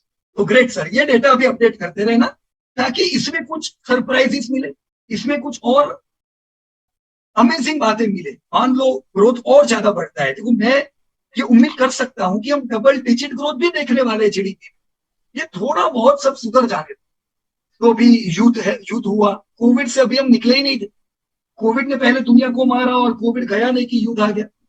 तो युद्ध हम कहते हैं यूक्रेन रशिया का है, लेकिन ये कंट्री से बहुत सा माल इंडिया आता था, राइट, आपका गैस ना, कॉमोडिटी ना, तो वो सब का ट्रेड डिसरप्शन हाई हो गया। व्हीट इंडिया में बहुत है, पर दुनिया में व्हीट की तंगी हो गई, क्योंकि उनको नहीं मिले जो रशिया से अब तक जाते थे, तो व्हीट के दाम बढ़ गए, तो इंडिया में भी इन्फ्लेशन बढ़ गया, हमारी भी फूड इन्फ्लेशन हाई हो गए, क्योंकि कोई भी चीज की डिमांड हो और उसको सप्लाई ना मिले तो भाव बढ़ने हैं। तो हम बच नहीं सकते इन्फ्लेशन से, अगर दुनिया में इन्फ्लेशन है क्या रहेगा। तो ये प्रॉब्लम थोड़े बहुत जैसे सेटल आउट होंगे, आप देखोगे इंडिया 10% प्लस जीडीपी ग्रोथ करेगा, राइट। उससे पहले हमें क्या करना है, उससे पहले हमें अपनी पोजीशंस बनानी है, स्टॉक मार्केट में धीमे धीमे धीमे करके कंफर्टेबल होना है। और बिल्कुल ऐसा कुछ मत सोचो कि मैं रह जाऊंगा ना, ऐसा कुछ भी नहीं है, आने वाला दशकों हमारे है। शांति से निवेश करो, तगड़ा पैसा बनेगा, बराबर है। Yes absolutely. सर एक क्वेश्चन है, हाँ जी, लाइक मैडम। मैंने अभी तक स्टार्ट नहीं किया ये जीडीपी वाला, मैं सोच रही हूँ आज ओके, से स्टार्ट करूंगी। हाँ जी, राइट, कंप्लीट करने में लाइक आई कैन हाँ, do 1 hour every day. Okay, 1 hour everyday. Madam आपकी बात थोड़ी कट कट के आई, मेरे को सुना ही हाँ, नहीं दिया, आप अगर मतलब कितना अप्रोक्सीमेटली टाइम इन्वेस्ट करना है, ये 1 आवर एवरी डे करूंगी तो ये आ जाएगा क्या? मैं थोड़ा एस्टिमेट कर रही हूँ, क्योंकि काम भी ओके, रहता है तो थोड़ा सा राइट राइट। हाँ। मैडम पहला फोकस तो आपको अपने काम पे ही देना है, बराबर ना। जहां पे आप 20 मिनट से डे अगर डेली दोगे ना, डेली हाँ 20 मिनट, ठीक मतलब है। वो कैसे 20 मिनट, अनइंटरप्टेड 20 मिनट, है ना, हम्म तो इनफ है मैडम। देखो मैं खुद ज्यादा टाइम नहीं देता हूँ, हम्म राइट। मैं जब रिसर्च नहीं करता था, इनफैक्ट तब मैं ज्यादा टाइम देता था, वो दिन भर टर्मिनल के सामने बैठ के शेयर के भाव देखा करता था, फिर भी 3:30 बजे लॉस करके ही निकलता था, राइट।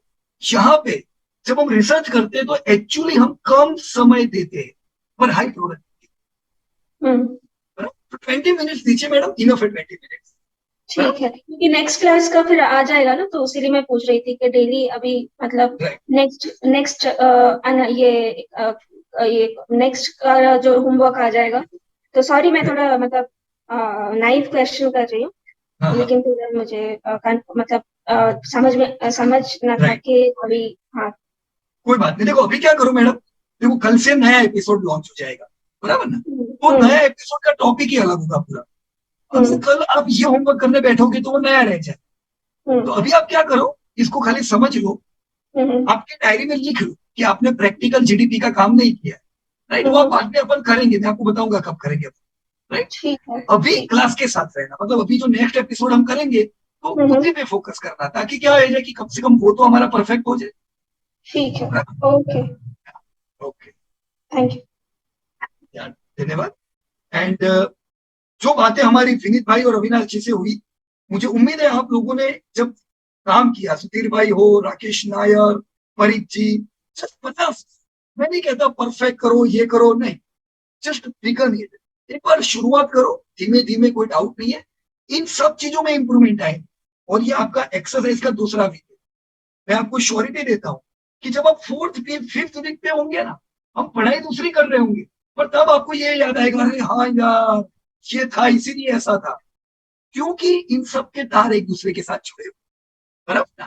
तो बहुत ज्यादा प्रेशर नहीं करना है अपने, राइट, नेचुरली रिदम के साथ आगे बढ़ते जाओ, प्रैक्टिकल करते जाओ, बराबर दोस्तों। तो अगेन मैं यहाँ पे वापस मास्टरशिप पे आ गया दोस्तों। ये चीजें हम पहले नहीं सिखाते थे, मैं बता दूं आपको, जब जैसे कोविड के बाद हमने ऑनलाइन वर्कशॉप चालू किया, उससे पहले हम ऑनलाइन नहीं करते थे। हम लोग बेंगलोर ना, दिल्ली ना, कोलकाता, हर जगह शहर में जाके 3 दिन होटल में रहते थे, सब लोग आते थे और हम उनको सिखाते थे, पर वो टाइम पे मेरा समय लिमिटेड होता था, वो 3 ही दिन में मुझे सब सिखाना होता था, तो वो जीडीपी में नहीं सिखाता था। मैं उम्मीद करता था कि धीमे धीमे बाद में सब लोग सीख जाएंगे। और देखो ऑनलाइन करने से ये फायदा होता है, आज पूरे 7 दिन मिले हम सब, है ना, 7 नहीं 6 दिन तो मिले होंगे, कि वीडियो आए, उनको देखा समझा और आपने काम किया। तो मैं कुछ एडवांस चीजें भी आपको यहाँ पे बता सकता हूँ, बराबर, और हम देखेंगे काफी डेप्थ में पूरा बाजार को देखेंगे, बराबर। तो अब मैं यहाँ पे लिख रहा हूं दोस्तों, जी डी, क्या दोस्तों ये इंपॉर्टेंट पैरामीटर है? अगर है तो ये मुझे क्या बताता है? ये मुझे डिमांड बताता है कि कितना माल अपनी कंट्री में बिक रहा है, राइट? जितनी हाई डिमांड उतना बढ़िया आपकी कंपनी होगी। नेक्स्ट, इन्फ्लेशन मतलब खर्चे। जीडीपी हाई फायदे की चीज, पर इन्फ्लेशन हाई फायदे की चीज है। इन्फ्लेशन कैसा होना चाहिए? लो, राइट? तो इन्फ्लेशन हमें क्या बताता है? कॉस्ट बताता है कि कंपनियों के या इंडिविजुअल के खर्चे कैसे हो रहे हैं। बराबर? आने वाले जो पूरी आपकी टाइम फ्रेम है इन्वेस्टमेंट की, ये 2022 से आपने सीखना चालू किया। मैं मानता हूं आप एसआईपी हर महीना करोगे, आपने इन्वेस्टमेंट चालू किया।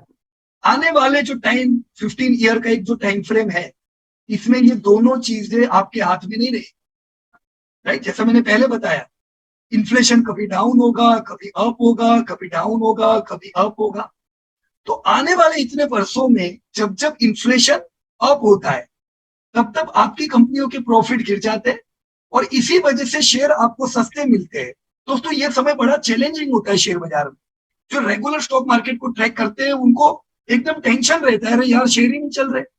पर लॉन्ग टर्म इन्वेस्टर जिनका विजन ये है 2035, उनको खुशी होनी चाहिए, क्योंकि अगर इन्फ्लेशन बढ़ेगा नहीं तो प्रॉफिट घटेंगे नहीं, प्रॉफिट घटेंगे नहीं तो आपकी कंपनियों के दाम, प्राइस नीचे आएंगे नहीं।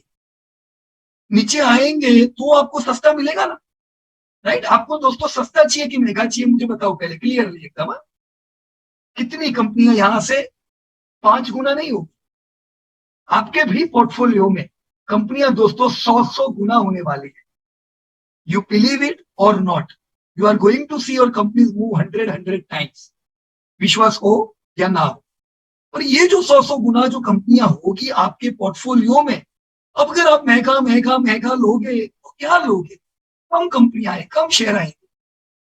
हमेशा टारगेट रखे, स्ट्रेटेजी बनाए कि आने वाले 10-15 साल में मेरे को एग्रेसिव तब होना है जब माल सस्ता मिले, राइट? एक शेयर जो 100 रुपए का है, मैं अगर 100 शेयर खरीदना चाहता हूं तो मुझे कितने रुपए चाहिए? बराबर 10,000। 10,000 में 100 रुपए वाला शेयर मेरे पास 100 आए, यही शेयर गिर के 50 आ जाएगा दोस्तों, 50। और ये बिल्कुल नॉर्मल चीज है। आपके शेयर कितने हो जाएंगे? 200, यही 10,000 में 200 ले पाओगे कि नहीं? तो आपको जब शेयर बाजार चल रहा है, यानी भाव महंगे है तब फायदा है कि सस्ते है तब फायदा है? भाव सस्ते हैं, टूटते हैं तब एकदम हैप्पी रहने का। मैं देखता हूं जैसे आज बाजार टूटा तो लोग, आज बहुत लोगों को नींद नहीं आने वाली आज घर पे यार, और पीयूष भाई बाजार कितना गिर गया यार, मेरे शेयर गिरे हुए। अरे तुम अभी हर महीना लेने वाले हो शेयर, तो अपॉर्चुनिटी समझो ना।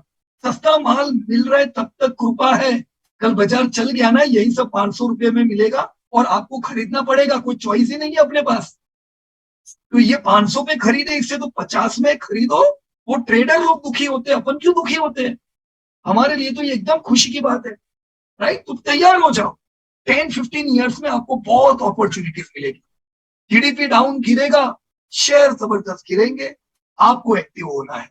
इन्फ्लेशन हाई होगा, शेयर जबरदस्त गिरेंगे, आपको एक्टिव होना है। जब अच्छा टाइम आता है वो टाइम पे थोड़ा बहुत प्रॉफिट बुक करके अपने कुछ गोल को पूरा कर सकते हो। आपने गोल लिया था मेरे को गाड़ी लेनी टैप फ्री, चलो बाजार बढ़ा हुआ है ले लो गाड़ी ये टाइम पे। आपने गोल लिया था मेरे को घर लेना है टैप फ्री, चलो बाजार बढ़ा हुआ है ये समय पे लो, राइट? तो आपको पैसे काम भी लगते हैं, राइट? इन्वेस्टमेंट कब करेंगे? गिरते हुए बाजार में। प्रॉफिट बुक कब करेंगे? दौड़ते हुए बाजार में। बराबर है दोस्तों? तो बी हैप्पी, स्टे ब्लेस्ड, एकदम शांति से डिसीजन लो। जिस दिन आपने सोचा कि बहुत हड़बड़ी है, आज ही मेरे को पता चलना चाहिए, मेरे को कल के कल शेयर लेना है, जल्दी का काम शैतान का, लिख दो डायरी। जिस दिन जल्दबाजी की, समझो डिसीजन गलत आएगा। डिसीजंस लेने में कोई जल्दबाजी करने की जरूरत नहीं है, बहुत टाइम है अपने पास और बहुत अच्छा हो, राइट? या सचिन भाई क्या कहना चाहते हो? पीयूष सर, आपने जो बोला अभी बराबर है। मतलब जैसे जैसे बोल रहे हैं हम लोग कि सस्ता होगा तो लेना है, राइट। ऑनेस्टली आप जो बताने वाले हो आगे कोई जो कोर्स में उसी पे बेस्ड है डेफिनेटली, बट हम लोग को वही ये है कि अब मान लीजिए एक शेयर है जो 100 रुपए का है, वो 80 में आया तब लेना है, और या इससे और ज्यादा कम होगा तो लूं तो रुक जाऊं फिर, या वो जो है ना वो स्किल वही वो समझ में आना बहुत कोई जरूरी है। दिक्कत नहीं है सचिन भाई, देखो ये एक Correct. नॉर्मल प्रश्न है, ऐसा नहीं है कि आपने बहुत ही वो ऐसा प्रश्न पूछा कि जो नहीं पूछना चाहिए, एकदम लॉजिकल क्वेश्चन है। और ये क्वेश्चन नहीं रहेगा क्योंकि हम पूरा कंपनी पे काम करेंगे, प्राइस पे काम करेंगे, राइट। देखो जैसे अभी ब्रिटानिया का प्राइस क्या चल रहा है अंदाजे से पता है किसी को? एवरेज 2-2.5 हजार शायद, मैं यहाँ पे लिख देता हूँ, 2,000-3,000 जो भाव चल रहा हो, मेरे को कंपनी के भाव नहीं याद रहते। अब ये हमने बहुत बार 100 पे लिया हुआ है, 200 में लिया हुआ है, 300 में लिया हुआ है। हमको जब हमने इसको 200 में लिया था सचिन भाई, उसके बाद ये 100 रुपया आ गया था। कितना आ गया था? 100। तो तब कुछ दोस्त लोग जिन्होंने टिप बेस पे लिया था, मतलब पीयूष ले रहा है चलो मेरे को भी लेना है, वो सोच के जिन्होंने लिया वो लोग इधर टेंशन में आ गए और वो इसको बेच के किसी और में चले गए। हमने फंडामेंटल बेस पे लिया, हमने 100 पे और राइट। अभी अपने को भावी याद नहीं है एग्जैक्ट कौन से प्राइस के लिए, आज देखो ये 10 गुना 20 गुना हो गया है, 20 टाइम्स। ऐसे कितने शेयर है 50-50 गुना हुए। आपको कल है ना 2022 में हम बात कर रहे हैं सचिन भाई, 2030 में आपको याद ही नहीं होगा आपने कौन से शेयर कौन से भाव पे लिए हो जाएंगे। तो बहुत ज्यादा टेंशन लेने की जरूरत ही नहीं, 180 पे ले कि 150 पे ले, गिरा हुआ है मतलब सस्ता है, दौड़ते शेयर के पीछे ना पड़े, बराबर सर? करेक्ट। या फिर भी हम एग्जैक्ट प्राइस बाद में देखें कोर्स के दरमियान, है ना? आपने तो खुशखबर मिला दी, एक चीज 4175, चलो नोट कर दिया, ग्रेट। हाँ कहिए मैडम। यस एक और क्वेश्चन था कि ऐसे अभी जो शेयर्स है लाइक नेस्ले, ठीक है फॉर एग्जांपल, या फिर तो ये जैसे अभी जैसे 17,000 18,000 है, लेकिन इनकी जो भी लाइक पैरामीटर्स है वो काफी अच्छे हैं, राइट? तो लेकिन इसके प्राइसेस है जो बहुत ज्यादा है, तो should we aim for such companies or should we aim for comparatively relatively more reasonable companies?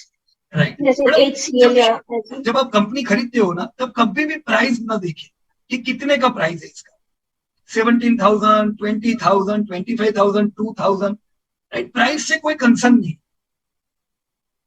Company देख रहे हैं, राइट। क्योंकि ये 17,000 है, ये कल 25,000, 50,000 हो जाएगा, राइट। आज जो भी कंपनियां हैं, जैसे कई कंपनी ऐसी है जो आज आपको 100 रुपए की दिख रही है, पर असल में ये मैडम 100 रुपया भाव नहीं है, इनका भाव लाखों में होगा आज, पर वो बोनस स्प्लिट कर करके 100 रुपया दाम आ गया, राइट। जैसे मुझे याद है जब एशियन पेंट हम लोग आज से 10 साल पहले खरीदते थे, उसका दाम 5,000 हुआ करता था, 5,000। तो मैं लेता था 5,000 पे, कुछ दोस्त बोलते रहे यार इतना महंगा क्या लेने का, वो दूसरा एक शेयर है पेंट का 200 रुपए का है, पर हमने भाव नहीं देखे, चलो 5-6 महीने में एक लेंगे और एशियन पेंट ही लेंगे, राइट। तो एशियन पेंट देखो 5,000 का उस समय लिया, अभी 10 टाइम्स हो गया 10 साल, पर उसका दाम अभी काफी कम है क्योंकि वो स्प्लिट बोनस कर दिया, राइट। एक श्री सीमेंट है मैडम, कुछ 2,000 रुपए में हम लेते थे तो बहुत ज्यादा भाव लगता था, अभी शायद 20,000 रुपया जैसा प्राइस है। तो प्राइस हम सीखेंगे नेक्स्ट एपिसोड्स में कि क्या देख के हमें शेयर्स को लेना है, बराबर? Sure sir, thank you. और राजकुमार जी ने हैंड रेज किया है, कहिए सर। सर मेरा क्वेश्चन जीडीपी के डेटा के रिगार्डिंग है। आपने अपने वीडियोस में बोला था कि इसमें 2 तरह के डेटा है, एक इन्फ्लेशन एडजस्टेड और एक रियल जीडीपी डेटा, राइट। एक बार उसका बता दो कि वो कैसे देखना है, और दूसरा मेरे को ये पूछना है कि जैसे ये लैग करके डेटा आ रहा है 42 डेज का, तो क्या हम ये जो लैग करके डेटा आ रहा है इसके क्रूड ऑयल और कमोडिटी के प्राइसेस का चार्ट देख के कुछ अंदाजा लगा सकते हैं कि जीडीपी का डेटा इन सेक्टर्स में इंप्रूवमेंट का आने वाला है? और क्योंकि क्रूड ऑयल मोस्टली हर सेक्टर से, जो मैन्युफैक्चरिंग की है या आपकी एफएमसीजी की है, कमोडिटीज जैसे हो गए, वो सब जुड़ा हुआ है उससे, तो क्या उसमें कुछ अंदाजा लग सकता है? क्योंकि उसमें तो रियल बेसिस पे ही आ रहा है डेटा। देखो क्रूड का जो कंसर्न है वो इन्फ्लेशन से ज्यादा है, मतलब जीडीपी यानी डिमांड से कम है। क्रूड के बढ़ने से डिमांड प्लस माइनस नहीं हो, पर हाँ क्रूड के बढ़ने से इन्फ्लेशन बढ़ता है, कई कंपनियों के प्रॉफिट डाउन हो जाते हैं, नहीं तो जीडीपी में उसकी इफेक्ट नहीं दिखेगी सर, अच्छा, बराबर ना। और चार्ट जो है ना वो एक लेट इंडिकेटर उसको बोलते हैं। लेट इंडिकेटर मतलब एक बार जो लोगों ने एक्शन ले ली वही चार्ट पे आ रही है ना, कुछ प्लस माइनस हुआ तो चार्ट पे रिफ्लेक्ट हुआ, तो इसलिए उसको वैसे देखा जाए तो लेट इंडिकेटर कहते हैं। ये बात और है कि जब आप टेक्निकल एनालिसिस सीखते हो तो आपको ये कहा जाता है कि टेक्निकल एनालिसिस एडवांस इंडिकेट करता है, पर वो एडवांस उनकी भाषा में, असल में वो एक्शन लेने के बाद का इंडिकेटर है, तभी रिफ्लेक्ट हुआ है। और हमें कौन से इंडिकेटर देखने, एडवांस इंडिकेटर, जो हम देखेंगे सर कुछ समय में, बराबर। ये जीडीपी का भी जो आपने कहा ना, इन्फ्लेशन एडजस्टेड, डायरेक्ट जीडीपी, मतलब जीडीपी 3 प्रकार के होते हैं अलग अलग, कांस्टेंट करेंसी, अपने रुपी टर्म में, डॉलर टर्म में। पर अभी इस पे इतना ना जाए, नॉर्मल जीडीपी देखे, राइट। हम जब फ्यूचर में प्रॉपर जो जीडीपी डेटा आएगा ना उसका पूरा रिसर्च करेंगे, लाइव करेंगे, तो उससे आपको और आइडिया क्लियर हो जाएगी प्रैक्टिकली सर, बराबर सर। ओके, तो हमें रियल जीडीपी डेटा लेना है, क्या रियल जीडीपी डेटा, राइट। पर दूसरे डेटा भी काम के हैं, वो हम जो अभी 31 तारीख को डेटा आएंगे ना तो वो लाइव डेटा से हम लोग उसको ट्रैक करेंगे, बराबर, ताकि एकदम क्लियर हो जाएगा ये, ओके राइट सर। ओके। या हाँ दीपक सोनावने जी, या कहिए दीपक भाई। Good evening sir. Good evening. मैं ये जानना चाहता था कि अभी हमारे जो आपने सेक्टर वाइज सब शेयर्स भी बताए हुए हैं, मैंने आपके आगे की वीडियो देखी है, उसमें टाटा एलेक्सी है, रिलैक्सो का भी अपने आपने रिजल्ट डिक्लेयर किया था, इन्फ्लेशन की वजह से आपने टारगेट भी दिया है कि 937 पे आता है तो यहाँ से एंट्री कर सकते हैं, बराबर। हाँ, तो मैं वही जानना चाहता था कि अभी 937 तो उन्होंने किया हुआ है, टाटा एलेक्सी का भी अभी 30% कुछ डाउन है, यानी 25 ईयर तो एक साल के जो उसके हाईएस्ट है 52 वीक्स का हाईएस्ट है, उससे अभी कम पे चल रहा है, तो क्या अभी एंट्री कर सकते हैं सर?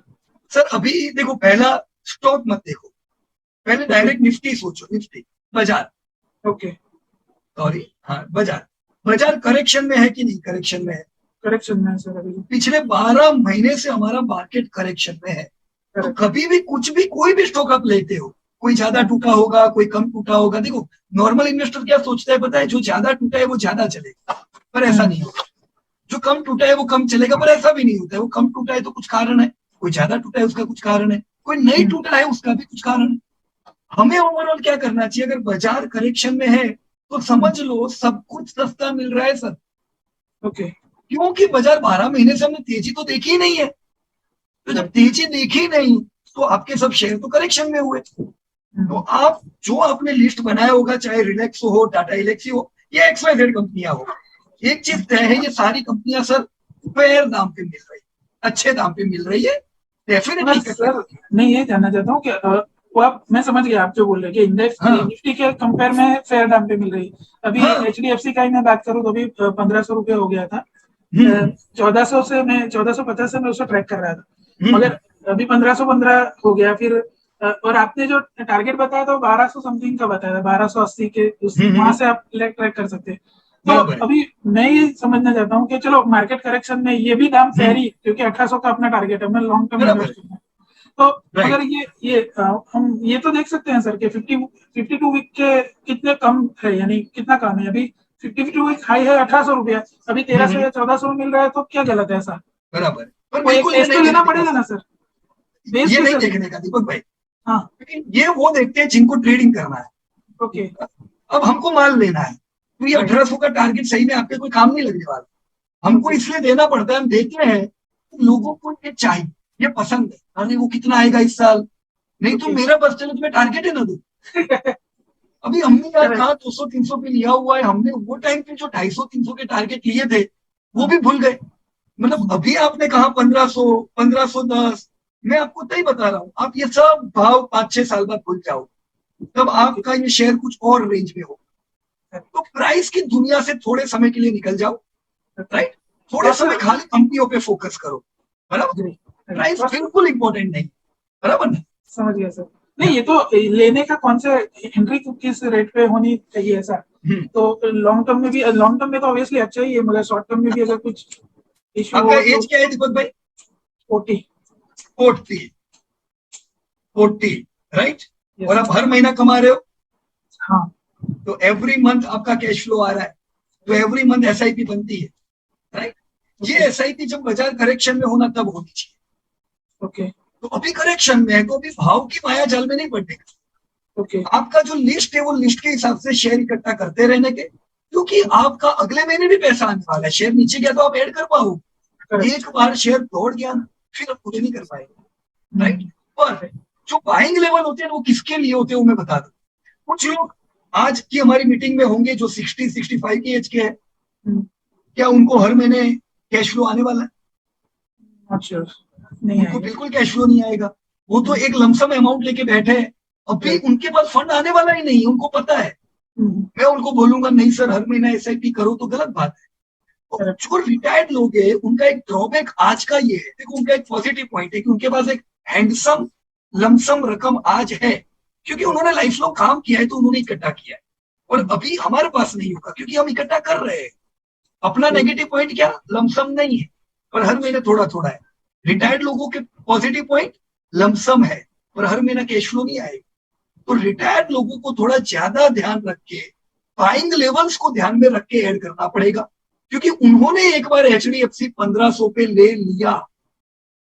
ये 1500 वाला सर 15,000 जाने ही वाला है, पर उससे पहले वो 1200 आ गया तो उनको हाथ पे हाथ रख के बैठा खाली चित्र देखना पड़ेगा। करेक्ट क्या वो कोई एक्शन ले पाएंगे?